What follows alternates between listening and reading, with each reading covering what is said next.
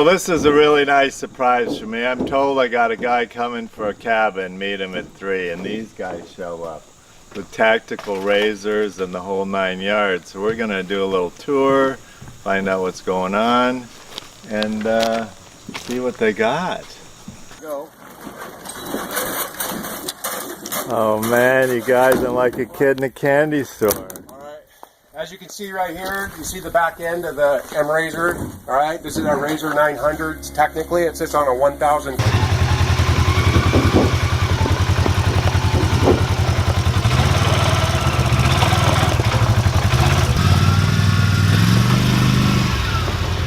Tomorrow we get out, we do a little tactical exercise. Yeah, we could do that, a little bit of that.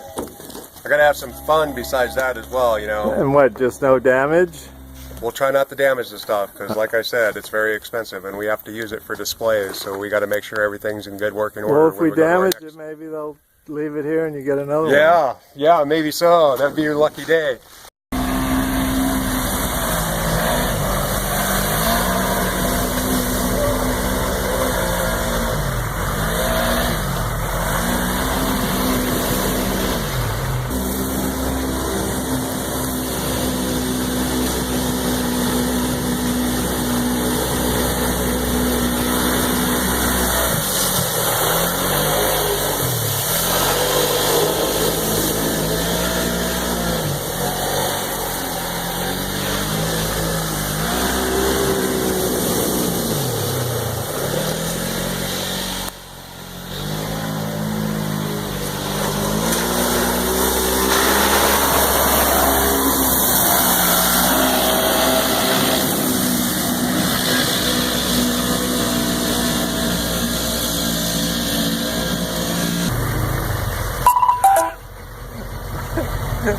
Now we're having fun, huh? That was like, what do you think? This area 51. Pretty good. I love it. Made it through it just fine. All right, good. What do you think? It's good, man. Good times for sure. How come you're all wet? Yeah, I'm a little wet. It's all ready there, all strapped in. Let's go. Following y'all. We got wild cats out here.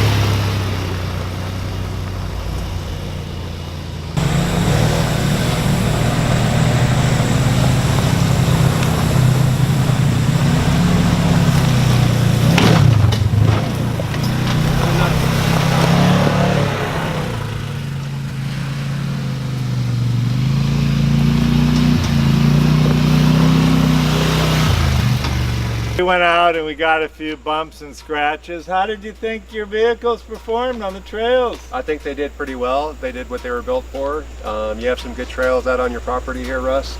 I really enjoy the personal GPS that you provided by taking us out there, not getting us lost, and leading us right back here to the headquarters. So yeah. I had a great time. Sergeant Reed, he drove the 850, followed us around. We had to wait on him a few times. He can be a little slow, but we got to be safe out there. We don't want to damage government equipment. We want to be right and make sure it works properly. And your government equipment too. You don't want to get damaged. I'm right? insured. I'm insured. So I'm good to go. But overall, the equipment performed really well. He's got some good terrain out here to kind of practice your skills on.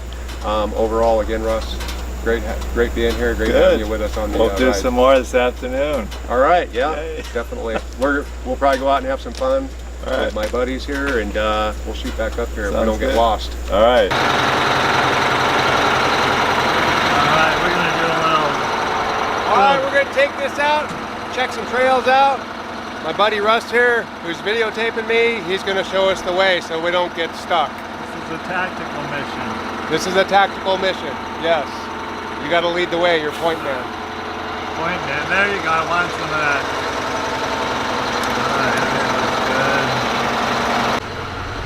All right, All right, we ready? We're ready to go, rock and roll. You're like the fighter and they're the bomber. Yeah. Let's go. Something. All right.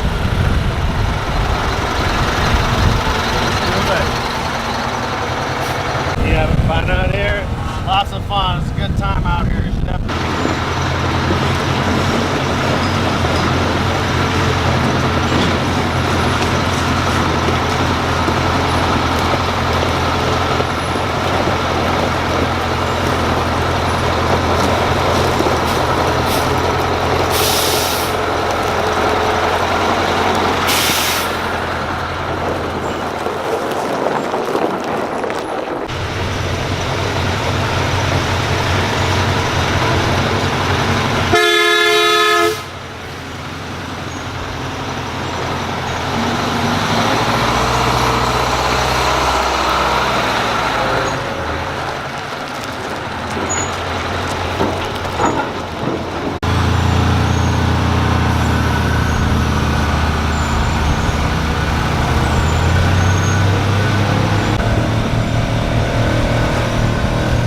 So what do we do? The PTO in the cab first? Yeah, you have your PTO switch in the cab, right? You come on back here.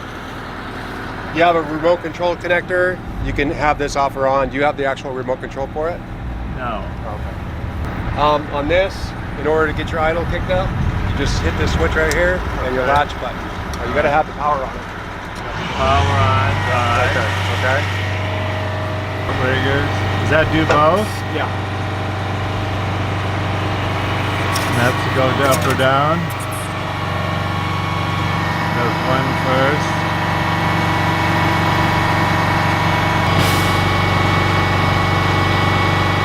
So none of that'll work without the idle up high? It will, but it's real slow. Okay.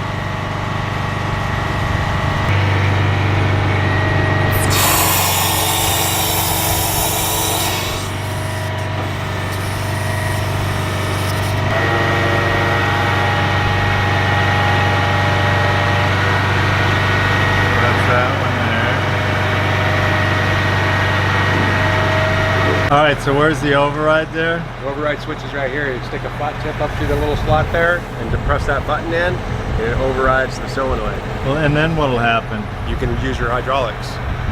You mean your levers? You can use the entire hydraulic system. Okay. Because sometimes that solenoid, this is what kicks on the hydraulics for the system here. Oh, I see. And it'll so go that's out. an on-off? Yeah, it'll go out, and then you can just on-off it right there. All right.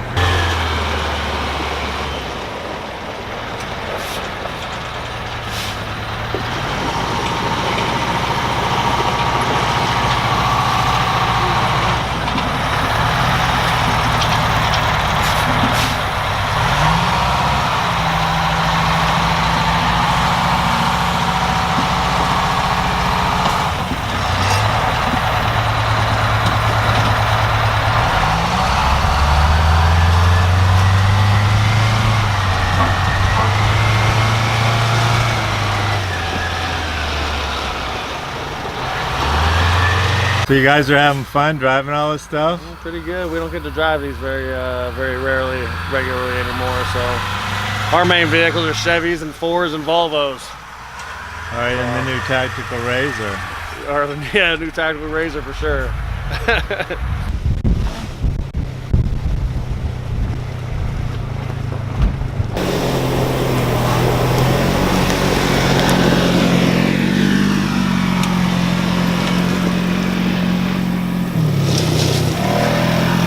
So it's my lucky day. I got a couple experts here from the Army that randomly showed up, and they're gonna tell me some of the details about some of the big work equipment that I have. So tell us some stuff. Sure thing.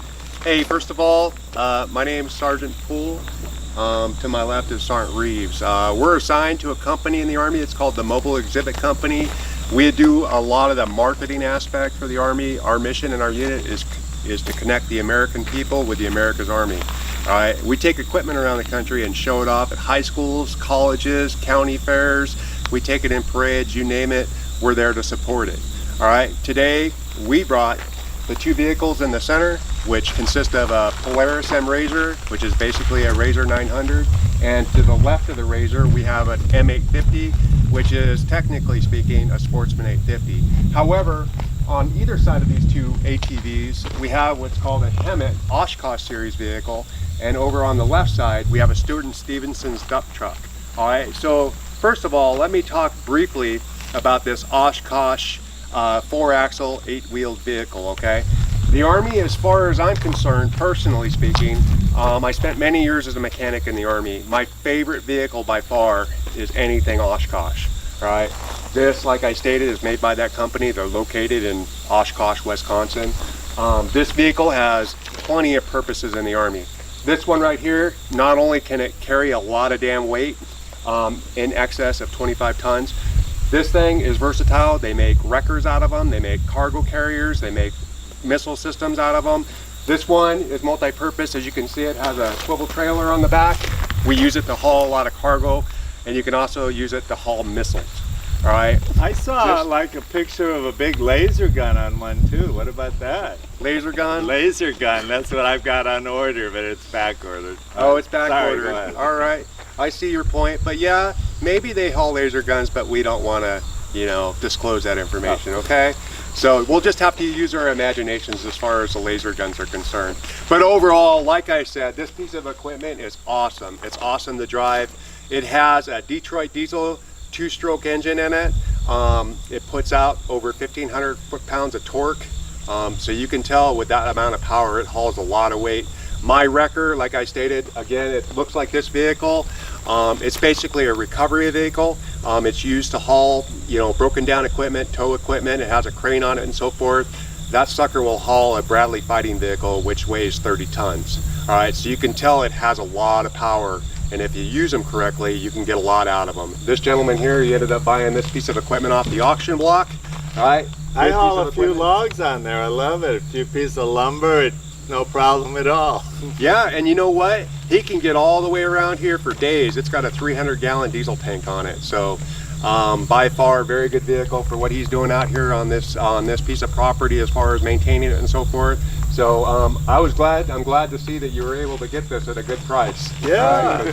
They're quite the rare vehicle for a lot of civilians to own. All right. Let's step over to the Polaris M Razor. I'll quickly explain this piece of equipment for y'all, and then we can move on to the 850 and so forth. All right. So a lot of you ATV enthusiasts, that are watching this video, you're probably familiar with Polaris, their lineup and so forth. But they do actually have a contract with the Department of Defense, primarily the Army, to build equipment that we use in a lot of theaters throughout the world, primarily Afghanistan, because if you've ever been to Afghanistan, the terrain really sucks, okay? So we need vehicles that get from point A to point B to move our operators around without any problems, okay? And if we use conventional vehicles like these big trucks that you see, they're more prone to get stuck. They're just not very versatile or compatible with the terrain that we have to deal with. All right, so we came out with these vehicles and we bought them from Polaris for the simple point, like I said, to get around. Now within the Army, special operators like Special Forces, Army Rangers, a lot of conventional infantry units, light infantry units use these vehicles to conduct their operations, okay? And what's so cool about this thing, not only is it fun to drive, it's very functional in those environments, all right? You can, in particular with this one, you can put 4 people in here, okay? You put the big guns in this? Is that yep, I mean, you can buy those at any sporting outfit store to mount on your ATV, but obviously you can mount weapons to them. But I was gonna state that a lot of operators, what they'll do is they'll put swivel mounts and fix them to the frame, the roll cage here, and they can operate 240 Bravos, 249s, or other crew served weapons off those swivel mounts to provide suppressive fire in whatever operation they find themselves in. What they'll also use them for is if they have to stage a raid at a particular village, for example, the operator can roll in there, they all dismount the vehicle, they conduct their business, and they quickly exfil the area using these vehicles. So it's very fast and effective, and it gets the job done with the terrain that we're presented with in those situations. On the left of the Polaris Razor, we have the Sportsman 850. Sergeant Reeves, you want to step over there behind you so we can get a good view of this Sportsman. Again, a very good vehicle built by Polaris. This is a 4-wheel drive vehicle just like the Razor, and that is for obvious reasons. The Army, we like to operate in a lot of terrain that may require four-wheel drive. This vehicle is very different from your conventional A50. If you walk into a Polaris dealer, you're going to get something with plastic luggage platforms on it. This one has aluminum platforms both on the front and the back. All right, you can put 1,500 pounds of weight on this Sportsman, okay, and that goes for this Razor as well. You can furthermore tow 1,500 pounds of weight with this Sportsman and the Razor, okay, so it's very capable. It has a very durable suspension because the Army, we like to move a lot of weight, okay. You can see it's a one-seater, but you could put two people on this. A lot of times what operators do is they'll mount a pintle hook on the back platform, this aluminum platform back here, and they'll put a crew serve weapon on top of it, like a Mark 19 grenade launcher. What that gives the operator the ability to do is move to a position to provide suppressive fire for his comrades that are conducting a raid or whatever, for example, and then they can go ahead and discontinue that fire, get on the vehicle and move out. Okay, so it's very nimble, very quick, and it, like I said, gives the operator the ability to get from point A to point B very effectively, no matter what the terrain might be. All right, both of these vehicles have 2,000-pound winches on the front. All right, we have to use them for certain circumstances. They come in very handy, as you guys know, all you guys out there that ride ATVs for fun and so forth. Occasionally you do have an instance where you get stuck, so you always need your winch capacity or your winch available to get you out of those situations that you may find yourself in, okay? Overall, like I said, very good vehicles, very fun vehicles. We're out here at this ranch today to kind of take them out, exercise them a little bit because they do sit a lot, and we want to get them out there, get them a little dirty, and of course we're going to wash them up and get them ready for the next exhibit that we have in Memphis this weekend. All right, so enough about the Polarises. We've hit on the Oshkosh. Let's move over to the Stewart and Stevenson dump truck here. Many years ago in the late 90s, the Army switched over from what is commonly known as deuce and a halves, the old 5-ton. They were the old manual transmission trucks that we had back in the late 70s and 80s. The Army moved into buying Stewart and Stevenson trucks. These are overall a very good vehicle. Everything's electronically controlled. This has a Caterpillar 6-cylinder engine, fuel injected. It has an Allison transmission, the best transmission on the market as far as I'm concerned. Push button This, too, I love it. Yeah, it's all push button. The transmission is push button. So it's dummy proof, okay? Because you know, you got to think of it in a good manner. You know, you got a lot of, yeah, even he can use it. But a lot of young kids that join the Army and join the military now as a whole, they're not used to shifting. They're not used to all these Razoo transmissions that are on the market for like big semis, like 13 speeds and 10 speeds and so forth. So we need something that keeps it simple, okay? That's the motto of the Army, KISS, keep it simple, stupid. So we have push button transmissions. You can hop in there, you hit drive and you go. The best thing about this, let me say too, is it's got what it's called mode. You hit mode is for, it locks it in 6-wheel drive in the low gear. I love mode, just it sounds good. Yeah, he loves the mode. All right, he loves to be moody. All right, so on top of that, this has a inflation system on it. It's automatic. All right, you notice if you look at the hubs on the wheels, there's air lines that hook into the actual wheel there. This has an automatic air monitoring system. So if you were to blow a tire, it just continually pushes air into that tire to keep it inflated, because you don't want to be on the side of a trail in a combat area with a flat tire trying to change that, because I'll tell you what, that takes some time to take off and then fix. All right, you can also, if you're on soft terrain like sand and so forth, you can put it in sand mode like he mentioned, and it deflates the tire so you can, you know, obtain better traction to negotiate that type of terrain. All right, this vehicle uses the Caterpillar engine, like I stated, to gain access to that engine. It's a cab. It flips forward, so you just hit the air supply and it cranks that cab up. You better make sure nothing's loose in that, otherwise you're going to have a busted windshield. But anyway, you crank it up and you have total access to anything you need to do maintenance wise. Overall, like I stated earlier, this is used for engineering, okay? So you have a big dump truck on the back of it. You can put up to 20 tons of material in that truck, but like I told the owner of this nice vehicle here, everything in the Army is overloaded, so you could probably get away with more. You just have to be smart about it with the way you drive and the way you use your brakes and so forth. So overall, these 4 pieces of equipment well represent what the Army uses within our operational force to conduct operations worldwide. All right, so I just wanted to give you kind of an insight. I hope you enjoyed the video, If you have any questions, you could all by means contact me. I'm Sergeant Poole. We have a Facebook page just for our company that displays vehicles. It's called the Mobile Exhibit Company. Again, it's on Facebook, Mobile Exhibit Company. Go ahead and do a search for it. Go ahead and like it. Send me a message if you have any further questions, okay? All right, Sergeant Poole out here.